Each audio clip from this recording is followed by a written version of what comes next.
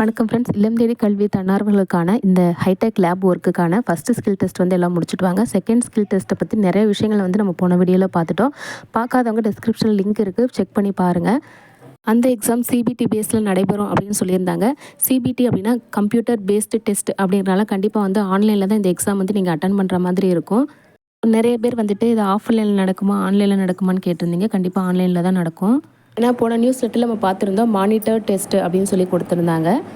First skill test attend பண்ணிங்கல்ல, அது கூட ஆன்லைனில் தான் நீங்கள் அட்டன் பண்ணியிருப்பீங்க. ஏன் அப்படின்னா அந்த சமயத்தில் நெட்டு வந்து ஆஃப் ஆகிருக்கு அப்படின்னா உங்களால் அந்த எக்ஸாம் வந்து அட்டன் பண்ணியிருக்க முடியாது. ஸோ இதுதான் வந்துட்டு நம்ம ஆன்லைன் ஆஃப்லைன் அப்படின்னு வந்து சொல்கிறது. இன்டர்நெட் வசதியோட கம்ப்யூட்டரில் நம்ம ஒரு டெஸ்ட்டு எழுதுகிறோம் அப்படின்னா அது வந்து ஆன்லைன் டெஸ்ட்டு. கம்ப்யூட்டரில் வந்து டெஸ்ட்டு வந்து அட்டன் பண்ணுறோம், பட் வந்துட்டு நம்மளுக்கு இன்டர்நெட் தேவையில்லை அப்படின்னா அது வந்து ஆஃப்லைன் டெஸ்ட்டு.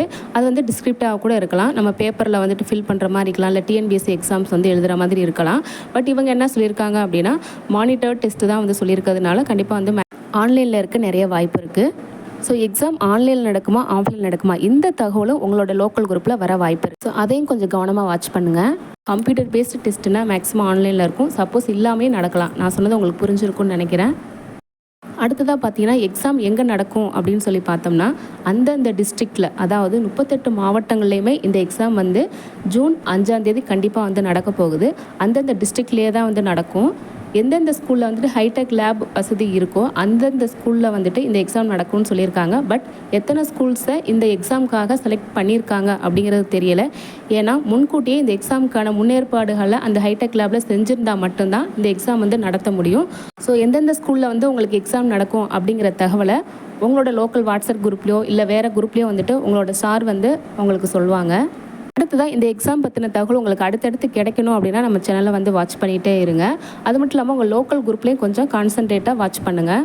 இப்போ எக்ஸாம் எங்கே நடக்கும்னு நமக்கு தெரிஞ்சிருச்சு. அடுத்து எப்படி நடக்கும் அப்படின்னா இந்த எக்ஸாமுக்கு எப்படி வந்துட்டு நம்ம டெட் எக்ஸாம்லாம் எழுதியிருப்பாங்க இல்லையா ஆன்லைனில், ஸோ அந்த மாதிரி வந்து நடத்த போகிறாங்க.